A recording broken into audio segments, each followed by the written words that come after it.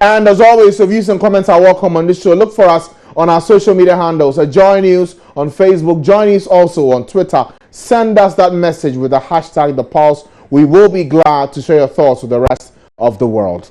Now, they are fleshy with longer shelf life and also taste better than those grown locally. But for many traders in parts of Accra, the preference for tomatoes from Burkina Faso and neighboring Ivory Coast are saving them hundreds of cedis as customers are now patronizing tomato fruits that have less seeds, more flesh, and can be preserved for a longer period without perishing. Journalist Komla Adom has been visiting Accra's biggest foodstuff hub, Agbogloshi, and reports that scores of traders and consumers are staking a claim for their preference for tomato fruits from other parts of the continent.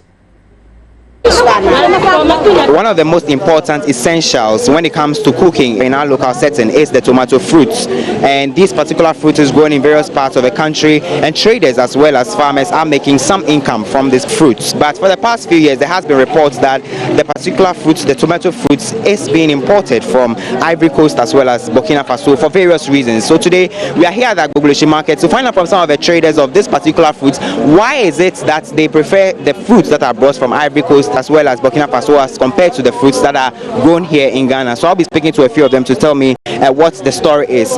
Over in a touch up with him.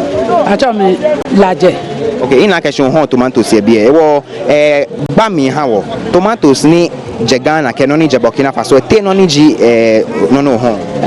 Ofa ne wonye wo home fe che mo ka ba abeka meta o Burkina eya ka Burkina me ka ke jole se poto ne ya fo le hu eya ka me jame se pon solo ye bia ne wo bia ne hele ka ba me ka me sumo Burkina ke budencho kwe ke na Burkina Faso ni ne amowe ke no ni Ghana ke budencho kwe mi wa no ni awi onu kwale ni lo no kwale ne eya ka Burkina no solo boni yo ye solo bia no wo. Okay, all she's saying is that the tomatoes that are brought from Burkina Faso have a longer lifespan and they do not get destroyed easily as compared to the ones that are made here in Ghana. So we'll be finding out from more traders. How a few no here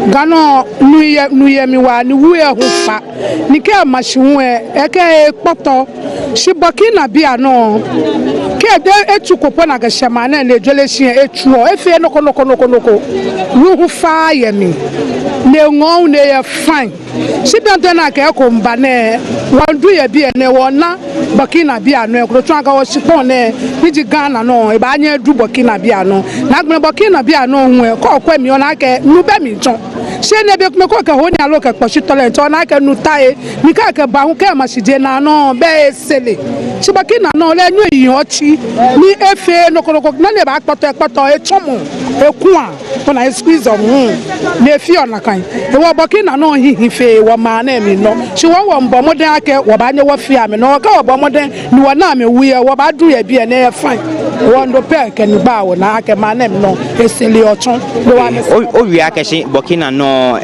wujin be mi baba o to mo be ni wo ke wujin ye mi baba we mini effect ha wulen ke to mo matra ko ye guava aba ke wi ke boto mi e ba gbo na ame no ne ke ka wo gbele mo me ba he na gbele wi e be mi chon ni nu be mi se ne ka gbele le nche o na wi e ni wi e wa ke ko ye ni wu boto mi e gbo na mi ya ku fe ko science me ni fi science ama me yu akeke wu pe ya wu po e sa de ba boto mi o ka wi e wu fa mi ehi awo.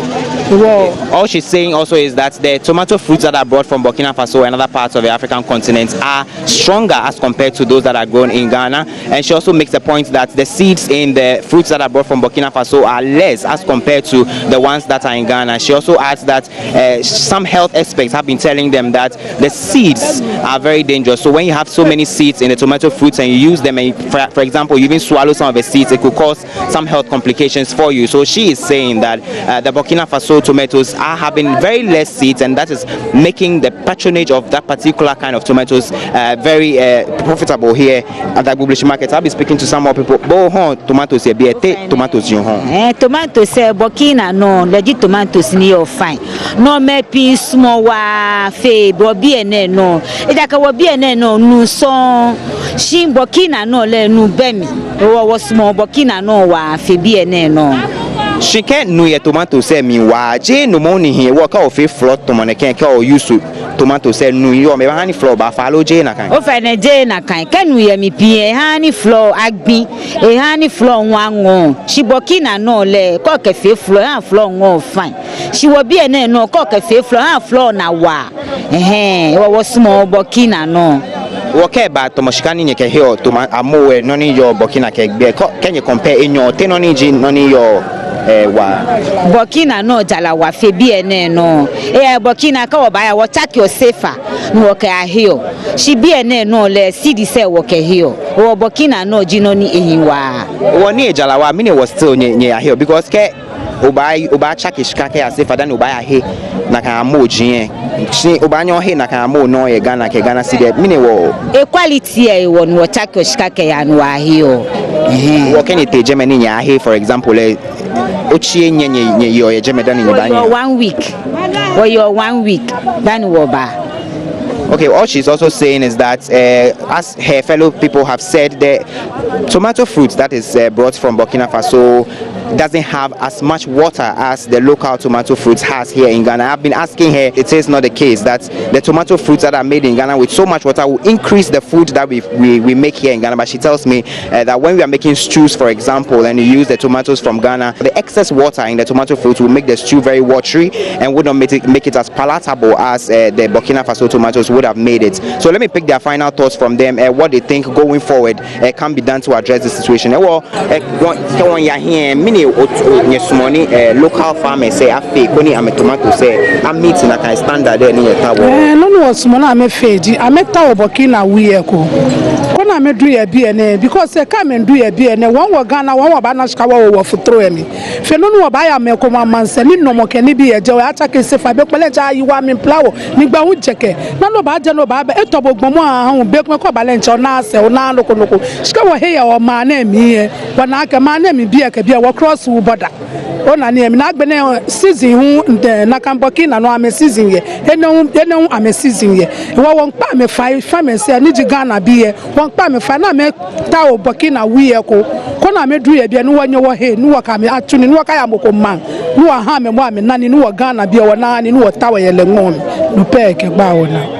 Okay, what she's been saying essentially is that she's calling on the Ghanaian farmers to, as a matter of urgency, get some of the seeds of the tomato fruits from Burkina Faso so that they could be grown here as much as possible so that they can also get the yields that the Burkina Faso people are making from tomato farming. They also mentioned, for example, that the traveling and the transportation that they spend from here to Burkina Faso will be drastically reduced if local farmers make an effort to use the Burkina Faso seeds of the tomato fruits and then grow them here so that they can make some living out of it. Over the bomb no back oba wi na ka no bone nyimile wi da ka no wo fe ni tumo kometo no no mi wonye wo ka nya wo e bie wo fe won wosu wo ke ba jala ya ten me ba ni aba he on ni ka me ba ho mi na me ke on so be ni mo fia mo ke ba me ko me ka me ta Burkina ka me ne ba ka ta Burkina wo to mo bone ne ba ne e ba to wo ahun dan wo ba ho ti bone ji fe hu e wo ma no ni e wo bone ji fe ame hi e ko. She's also calling for the local farmers to, as a matter of urgency, use the Burkina Faso seeds of the tomato fruits and grow them here so that they will save as much money as they can from this particular trade of tomato fruits here. She also mentioned that, for example, when people come here to buy the tomato fruits, they specifically request for tomatoes from Burkina Faso because of all the attributes they have been enumerating here at the Abulushi market. How long have you been doing the tomatoes business? Okay, about 9 years now. Okay, now throughout these years, now which type of tomatoes do you prefer to use and sell? Navlongo. Aden. The tieni say mimi di coffee koto de gu hoto nu kakra na vrongo nu di gu hoto nu kakra eche empoto na local one nu di gu ho poto ubeto wie kra sika nu kra wu nya free mu enti die mi na vrongo ana mi pe mi base net ebuo tie bia kra mi pe na vrongo na me pacho oto di coffee e ko hihye tonsa na o ma mo beto free nchen so mo ba den na ya o mo ka kire o mo ba onu ana o mo so o mo pe because onu so aduane wom abanu endorse wo mu di twime kokra taste wo na local one nsuo nko na abanu su dose wo enti mi customers no mu kura no omu pe na vrongo no da ma anya kura na se mi fa local kura omu ba omu kasa ti mi de mi pe na vrongo but onu su ni boy ye di che local but onu su ye papa che local one. Okay, all she's been saying is that she's been dealing in the tomato business for over 9 years, and all these years she prefers the Navrongo tomatoes and those brought from outside the country because comparatively to the local tomatoes, those tomato species are stronger and are more tastier as well as fleshy, and they take a longer time before they perish, and so that's why she prefers essentially to deal in the tomatoes that are brought from other parts of the country. We'll be trying to speak to some more traders here at the Agboloshi market to find out why they choose the tomatoes that are brought from Burkina Faso and Ivory Coast as compared to those that are locally grown here in Ghana. I don't know what my Miss Monavrongo. It's like a Navrongo cocker machine, ni any cocker machine locally, no be a poto. No one miss why Navrongo. Navrongo, mamma. Yaga Navrongo no call floor, a wake of freedom, I know 1 month cry. She got no local machine, no be poto.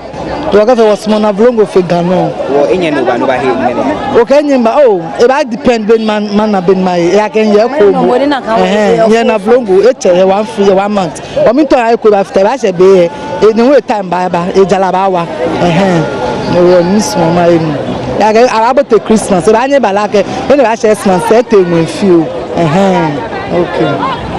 So these two people who are here to buy tomatoes are telling me that the reasons why they patronize the tomatoes from other parts of the continent is specifically because it can be preserved for a longer period as compared to the local tomatoes here we have in Ghana. And so they are telling me that they are here to buy as much as they can to go and preserve them in anticipation for any price increases in the commodity. From here at the Agboloshi market, my name is Komla Adum for Joy News.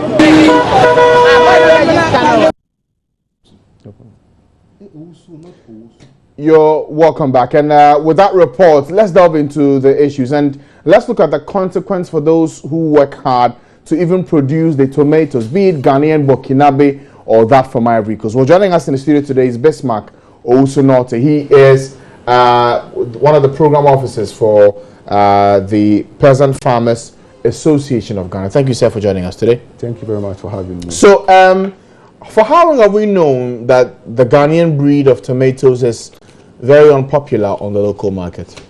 Good afternoon once again, and let me use this opportunity to extend greetings to all the gallant farmers out there. This issue that came today is actually not an issue that is new to us.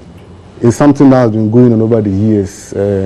Since it's a long time ago, between 2006 to 2007, this issue has been raging on for a while. So it's actually not new. Yeah, so if you ask me, that's in that video. Okay, fine. Granted that it's not new, but the big question here is this. For how long have we known that the kind of tomatoes we produce in Ghana are not the most preferred ones on our markets? When I watched your documentary, I heard most of the traders talking about the variety of seeds, and they thought that the seeds are the main issues. That's why the Ghanaian tomatoes are not preferred by the traders and consumers. Okay, not just that. They say that it's too watery, and they are unable to preserve it for long. Yeah. It's mostly goes into the variety of seeds. That's mostly Okay. But the issues go beyond. It goes beyond that.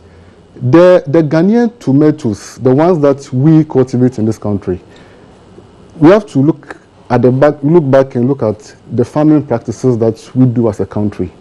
The issue is not only about seeds, because in 2008 or so, an organization called DTLC, they made a study to look at the seed varieties that we use in Ghana and Burkina Faso because of this issue that came up. And they realized that there wasn't that much difference in terms of the variety of seeds that we use, both Ghana and Burkina Faso. Okay. But the issues have to do with the agronomic practices that we practice as a country. Peasant farmers, we've always been calling for improvement in investment in extension, because we feel farmers need to know the modern practices of production. Tomato is a very peculiar crop, if you ask me, and its production you need to nurture, you have to have a way of nurturing it for it to grow. Unfortunately, and I say it to a very big heart, most of our farmers are not able to do that well. Now, if you go to Burkina Faso and look at the type of tomatoes that they produce, we heard they said they are hard, they have less seeds, they are less watery. Their practices, in a way, are different from what our Ghanaian farmers What's the major difference? First of all, the Burkina farmers, they mostly use less water to water their tomatoes. Our Ghanaian farmers, some of them, maybe most of them, they apply so much water to the tomatoes, and tomato doesn't need so much water. That's why when you go to the northern regions, they do the tomatoes in the dry season and not in the rainy season because it doesn't like so much water. Okay. Secondly, the Burkina farmers, they normally do the organic farming. They use organic fertilizer. They don't do so much chemical fertilizer. If you come to our part of the country, our investment so much, our production, our farmers use so much chemical fertilizer. They do simple practices like they stick like mulching, the mulch. You know, when you're in primary school, they taught how to mulch. Exactly, yeah. They do that a lot. Unfortunately, we don't also do that much. One important thing also is that for tomatoes, it's not a standing plant. It's a climbing plant. So it needs support. You understand? Now, if you give it that support that it needs, it's able to grow well. It grows independent of the other. So the tomato crop A doesn't rely on crop B. It doesn't follow crop B. It doesn't affect the group of crop B. The pest and the insect are not able to affect it because it's alone, and it's easier to nurture it when it's on the stick. It's growing on its own. But if you go to a lot of our tomato farms, there are no stakes. So tomato and the spacing too are not enough. So one grows here, it interferes with this other. Exactly. It gives it opportunity for pests and weeds and all those things to affect it. So the variety of seed, well, in a way, but our own economic practices in getting it right. Another issue too also has to do with the transportation, our packaging, transportation markets. They are all we box them together. When it comes to packaging, when you saw the clip from the clip you showed, we package our tomatoes in this large 120 rectangular boxes. Wooden boxes. Yeah. Exactly. Now, that is not advisable. Why? Because you pack the tomatoes so much in it, the ones at the bottom, they get rotten. You understand? Now, the tomatoes are mostly produced in the Upper East, Bongahafo. You understand? Now, to bring them to the market, you need to transport them. If you package these tomatoes in these 120 boxes, a lot, some are getting rotten. Secondly, the nature of our roads in the country is not the best. You understand? So before you transport the tomatoes from the farm to the market, you could imagine what could happen. So by the time the tomatoes gets from the farm to the market, half of it is what is gone. So either they become rotten, they become watery. You understand? So when it gets there, how do I call it? The traders don't want it. You understand? So it's a whole lot of issues. The seeds form part. Our practices also part. And our packaging. Yeah. Okay, so let's deal with the three strands as you've highlighted as being the main reasons for which the Ghanaian tomatoes are not the ones that are highly patronized on our markets. Let's first deal with the element of the agronomic practices, what we need to do on the farms. Who is supposed to ensure that we get it done properly? If you've been listening to peasant farmers over the years, our call has been for increased investment in extension, because extension is the way that you get information to farmers. So by that you mean agric extension officers who are supposed to go into the farms, meet the farmers, educate them on what they need to do? Yes, they need to. But if you look at the ratio, about some 5 years ago or so, MOFA themselves had a survey to look at the ratio of extension officers to farmers in the country. And it brought the ratio of 1:1,005. So one extension officer is supposed to serve 1,500 farmers. The organization itself, we did our own research and realized that the ratio is actually more. What we had was 1:3,000. Currently, we did MOFA, the Directorate of Extension Services had reviewed it and they said it's 1:2,000 thereabout. But it's the world ratio, the acceptable ratio is 1:500. So if you are doing 1:2,000, you could imagine. Even that 1:2,000 that you are doing, is when you come to the ground, it's not even practical. Because the extension officer in District A, the district is so huge, it has remote communities. the officer is not able to go there because there are no logistics. You understand? So if the officer, first of all, they don't have logistics to go. Secondly, some of them are aged. They are not being replaced because there is still a ban on employment. Exactly. So they're not able to employ more. So the old ones are there. They are fading out. There's no one there to replace them. And on that score, how long has that been? I mean, is there something new that's coming up that for the past 2 to 3 years, this has not been happening? No, this is not new. The issues of extension is not new. I remember when I was in school, GSS, I'm not really old. When I was in school, when we were to list the challenges that was facing our Greek, we listed extensions, and that's a long time ago. Yeah, and it still persists. Exactly. Okay, so let me bring in Kwesi Afebon. So he is with the CSR Crop Research Institute. Thank you, sir, for joining us today. I'm sure that this issue of the Ghanaian tomato not being highly patronized will not come as a surprise to you, would it? Not as a surprise to me anyway. Now, with your experience in crop research, we've heard from the peasant farmers say that it's down to agricultural practices, how we do things, and also transportation. But in terms of the seeds, are we getting the right ones to even plant in the first place? Yeah, let me ask you, when you were discussing, I was listening to some of the issues that you were talking about. Somewhere along the line, I heard you talking about that. In Burkina, they are using organic farming, and we're not doing it here. And I think that is not fully true. I've been to Burkina, they do all the practices that we do here. One thing that I want us to know that the most important thing is the varieties that they are using. The varieties that they are using, it's not the rainy season type. Those varieties are much more meaty.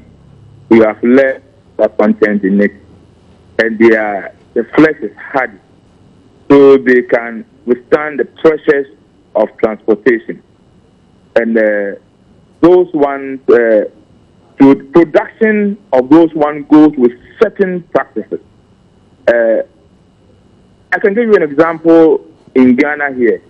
In Ghana, to areas like the northern region and then Mankinkro, they use materials that are a little bit harder than what you find people growing in the areas of Akomadan and other places. I did a work for Tipsy. It was on this tomato. I was taking farmers through tomato production. And we had Akomadan and then Domahi in the northern part of Ghana, that is Upper East. Then you realize that those in Akomadan, tomato they grow was much more watery. And at a point in time, you have tomato sellers moving from Accra to a place like Domahi and Hinkro to go and buy tomatoes, while Akomadan also had tomatoes. And at that time, Akomadan was selling, this is long ago, Akomadan was selling there for about 50 cedis per crate. And at Domahi Hinkro, it was selling for 100 cedis per crate. But the market women were willing to go to Domahi Hinkro to go and buy just because of the variety they were using. Because the variety that was being grown at the Domahi Hinkro can withstand the pressures and had long shelf life than what was being produced in Akomadan. Okay, Mr. Afebonsu, so what I need to get clear is this. If it's a question of variety, and we know that that is what has become the most preferred on the market, why don't we just switch to what is preferable? Why don't we just switch to that variety so we don't lose out ultimately? Yes, and these are some of the issues that we are doing now.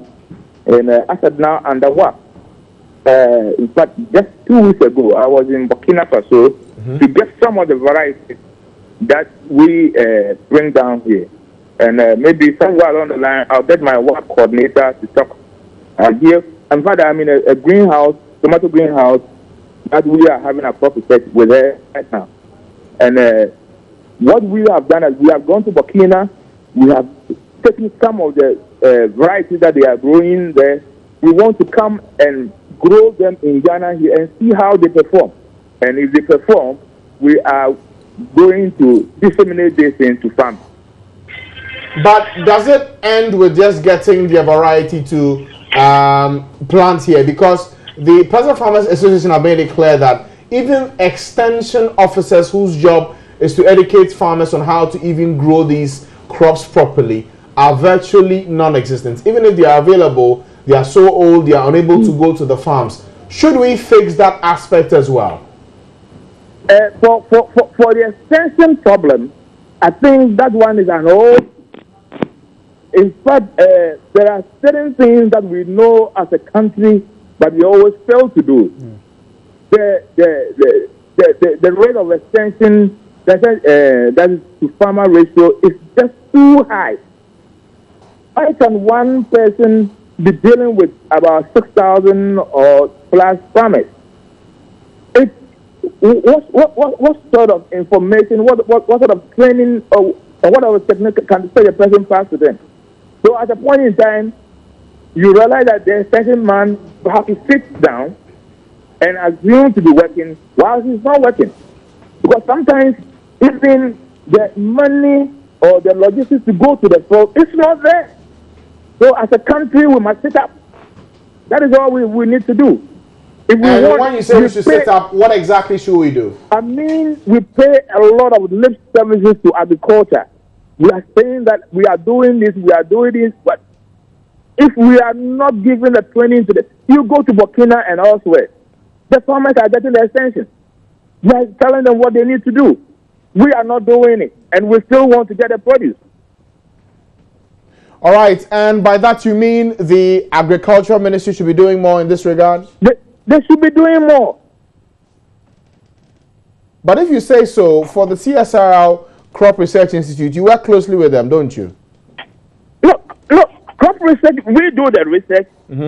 At the end of the day, we pass the research findings to the, how do you call it, to Ministry of Agriculture. And Ministry of Agriculture is supposed to send it to the farmers.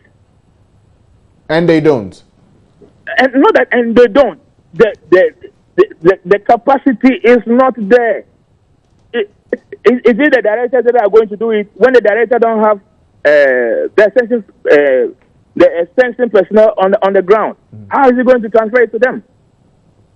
So does that not make the plan you speak of bringing in the varieties from Burkina Faso even impossible from day one? Because even if you bring them in, those who are supposed to educate these farmers in getting these ones planted right, same problem exists, does it not?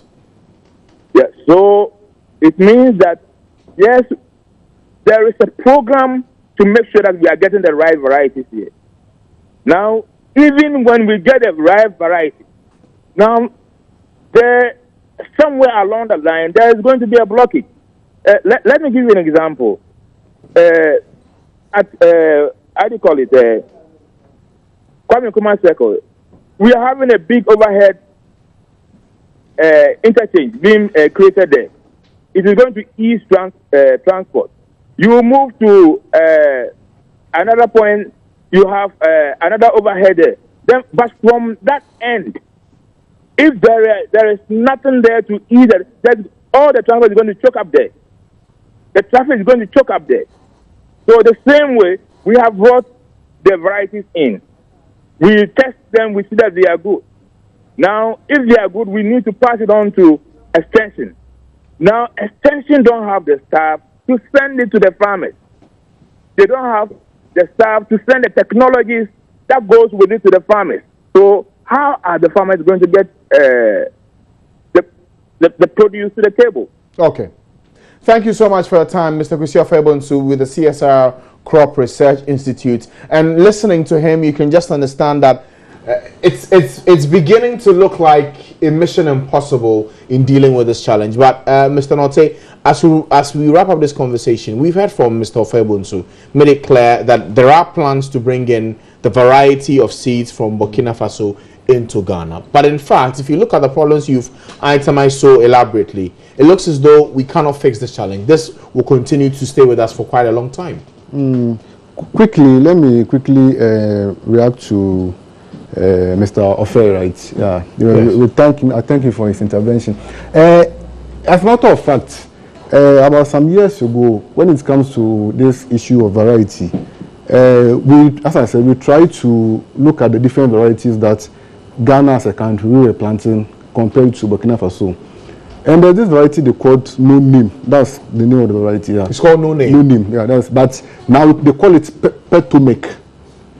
And the research we did, we realized that the same Petomek or the same variety planted in Ghana as against the one planted in Burkina Faso. So, but if the CSR they've seen that there's a different variety and those things, we really wish that of course they could get that variety.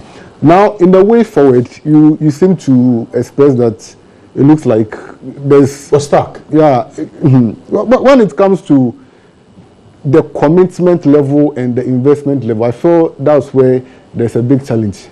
You understand? The issues that confront agric in the country, especially its effect on smallholder farmers, are not new to us, are not new to us, are not new to me. Okay, but in effect, does this mean that for many of these farmers who are planting the Ghanaian variety, they might just run out of business? We may see some of the tomato farmers run out of business. If you read the story very well, it says some of the farmers in the Bongafe region are now going into chili pepper and other stuff. So, of course, farmers are like businessmen. When you invest your money in a product and you don't make money, working, they leave. You just leave. So, if the trend still continues, then there's a likelihood that some of the farmers will move from because if you don't get the right variety, and two, even if you get the variety, but you're not able to work on it in terms of the best agronomic practices, you are still going back to square one. And you will get some losses. Okay, thank you so much for coming, Mr. Bismarck. Thank you for having me. Norte, he is with the Present Farmers Association. So quite clearly, much as we've seen what the problem is and what needs to be done in terms of investment and getting the agric extension officers helping the farmers to get the job right, it looks as though it's beginning to look like an uphill task. We'll try and get some answers from the agric ministry on this and try and understand what will be done moving forward. But thank you, sir, for coming today. Now